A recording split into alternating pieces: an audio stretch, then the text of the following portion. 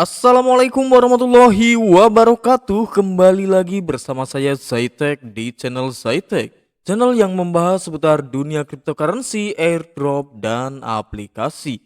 Apa kabar sobat-sobat sekalian? Admin doakan kalian semua sehat selalu ya. Jadi untuk seperti biasa ya, pada kesempatan video kali ini admin juga ingin menanyakan juga ya, apakah sobat-sobat itu masih setia menunggu harga kesepakatan GCV?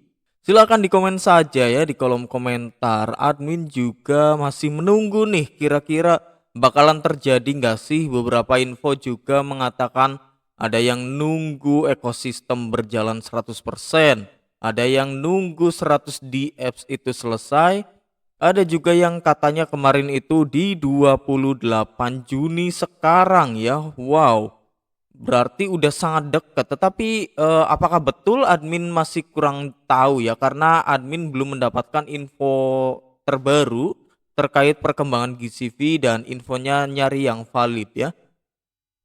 Oke ya, pada kesempatan video kali ini admin akan memberikan artikel untuk sobat-sobat sekalian dari Learn Everything at Danam Fit. Escape from the Web to Prison, a revolution sparked by a single tap mind. Kita akan coba terjemahkan untuk sobat-sobat sekalian. Nah, ini ada gambarnya ya. Ini berarti maksudnya itu Pi itu melepaskan orang-orang dari belenggu Web 2. Modal daftar sama login dibayar puluhan dolar emang ada? Ya jelas adalah. Fsen airdrop 100% gratis. Daftar cuma 30 detik langsung dapat 2 token IFS. Satu token IFS setara 6 US dollar. Wow, baru daftar langsung dapat 12 dolar. Login tiap hari buat klaim 400 gems atau berlian ya. Dapatkan tambahan gems atau berlian dengan cara invite teman. Dan jangan lupa login tanggal 25 Juni untuk dapatkan airdrop bong yang bisa langsung dijual. Token IFS bakal listing di Binance tanggal 22 Juli. Datang dan bagikan dengan teman-teman Anda. Jangan sampai menyesal karena tidak ikut gabung.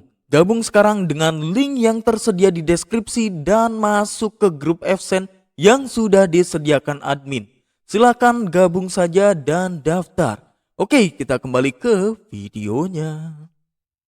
Melarikan diri dari penjara Web2, sebuah revolusi yang dipicu oleh satu ketukan mine atau mining ya.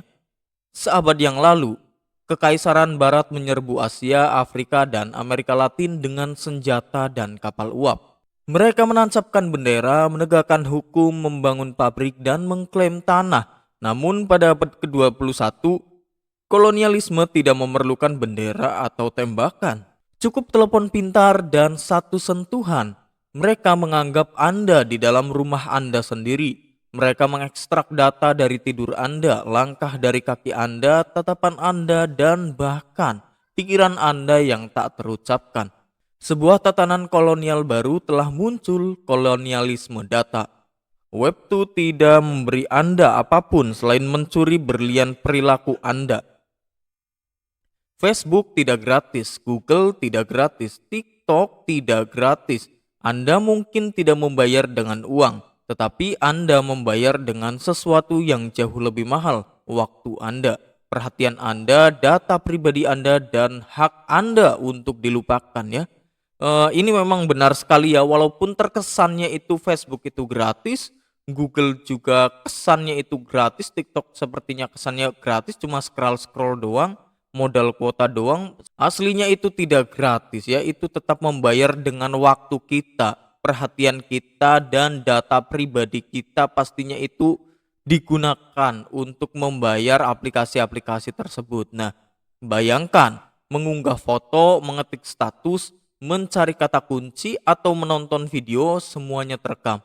Algoritma tidak hanya membaca kata-kata Anda, mereka menganalisis perilaku Anda saat menggulir, ekspresi wajah Anda melalui kamera, lokasi Anda saat itu juga. Setiap tindakan yang tidak disadari ditandai, diklasifikasikan, dan dikelompokkan.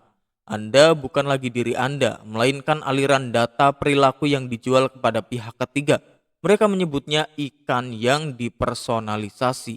Tetapi Personalisasi hanyalah dalih untuk pengawasan, dan pengawasan tanpa perlawanan adalah penjara digital ya. Ini sama saja seperti kalau sobat-sobat itu ngeh sebenarnya ya. Misal kita search di aplikasi Oren itu nyari barang kabel charger ya, dan itu datanya itu disebar sebenarnya ya di Google. Nanti saat sobat-sobat itu nonton YouTube juga nanti iklannya seperti itu. Itu sama saja dengan penjualan perilaku data ya kepada pihak ketiga. Dalihnya sih iklan yang dipersonalisasi ya. Di dalam penjara web tuh Anda diawasi tanpa izin, dieksploitasi tanpa imbalan. Anda adalah pekerja digital yang menggarap ladang sementara hasil panen sepenuhnya menjadi milik pemilik platform. Mereka menyebut Anda pengguna, tetapi sebenarnya Anda sedang dimanfaatkan. Anda adalah budak digital yang tidak dibayar, memberi makan algoritma setiap hari dengan pikiran, gambar, dan kebiasaan Anda, hanya untuk menerima sedikit hiburan atau kecanduan layar tanpa akhir sebagai balasannya. Anda hidup di dalam penjara digital tanpa dinding atau jeruji, terkurung oleh aliran dopamin dan rasa koneksi yang salah. Kenyataannya, Anda dimanipulasi dan dijadikan komoditas. Web2 telah mengubah warga menjadi produk, pikiran menjadi alat, dan privasi menjadi alat tawar-menawar ya. Jaringan Pi bukan hanya sekedar teknologi baru, ini adalah ideologi pembebasan. Dalam ekosistem Web2 semuanya berjalan satu arah. Anda berkreasi, mereka untung. Namun Web3 sebagaimana diprakarsai oleh Pi Network adalah struktur terbalik. Anda bukanlah alat yang menciptakan nilai bagi orang lain. Anda adalah bagian dari nilai tersebut. Ketukan tambang setiap hari bukanlah tentang mendapatkan beberapa pi. Ini adalah sebuah deklarasi Anda layak diberi penghargaan. Tidak seperti Bitcoin yang dibutuhkan mesin yang boros energi. Pi memungkinkan partisipasi melalui ponsel Anda tanpa menguras baterai, tanpa biaya listrik, namun setiap interaksi dihitung. Ini bukan sekedar teknologi, ini adalah sebuah filosofi. Setiap orang berhak memiliki data mereka sendiri, terlepas dari kekayaan atau pendidikannya. Jadi nanti buat sobat-sobat yang mungkin masih awam ya, di dalam ekosistem Web3 itu kita sendirilah yang mengendalikan segalanya ya. Jadi setiap user itu mengendalikan sesuatu sendiri ya. Misal kita nggak mau nih data pribadi kita itu tersebar ya, di Web3 itu ya bisa ya, karena jelas dalam keamanannya, dalam Web 3.0-nya jelas, dalam blockchain-nya juga jelas, dan banyak sekali dalam sistem-sistem yang lain yang pastinya itu mendukung adanya keamanan bagi data pengguna. Pi tidak membagikan uang seperti amal. Ia membangun ekonomi di mana setiap tindakan digital, mulai dari memverifikasi identitas, membangun komunitas, hingga menggunakan aplikasi, menjadi kontribusi yang berarti. Anda bukan lagi yang diamati, Anda adalah pembangun jaringan. Di Web3, Anda adalah simpulnya. Masa depan tidak akan menjadi milik mereka yang memiliki tanah atau kekayaan tradisional, melainkan milik mereka yang mengendalikan perilaku dan identitas digital mereka.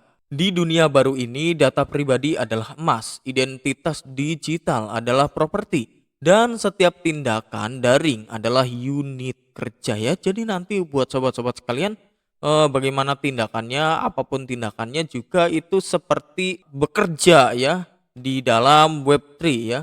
Apa yang diam-diam diajarkan Pi kepada Anda adalah gagasan tentang kewarganegaraan digital, sebuah konsep mendasar bagi semua ekonomi masa depan, di mana setiap orang memiliki identitas digital mereka sendiri, tidak dapat ditiru, dan tenaga digital mereka tidak dapat dicuri tanpa kompensasi. Sementara Web2 berkembang pesat karena asimetri. Anda memberi, mereka menerima. Web3 di mana Pi membangun resiprositas. Semua nilai uang, data, hubungan harus muncul dari interaksi yang adil dan diakui. Pi bukan sekedar mata uang. Pi adalah simbol peradaban digital, tempat jati diri digital Anda tidak dieksploitasi, tetapi ditingkatkan berdasarkan kepercayaan dan nilai bersama. Oke ya, ini bisa menjadi contoh gambaran maksudnya itu ketika data kita itu dieksploitasi secara terang-terangan di dalam dunia web 2, V-Network itu menawarkan kepada kita tentang desentralisasinya dan keamanan data kita di dalam web 3 ya. Oke, jadi seperti itulah berita yang bisa admin sampaikan untuk sobat-sobat sekalian. Jangan lupa tinggalkan jejak berupa like, komen, dan subscribe, dan jangan lupa di-share kepada sobat-sobat yang lain. Bila mana ada sobat yang lain belum mengetahui adanya berita terbaru terkait perkembangan berita cryptocurrency, airdrop maupun aplikasi. Oke, sampai jumpa di video berikutnya.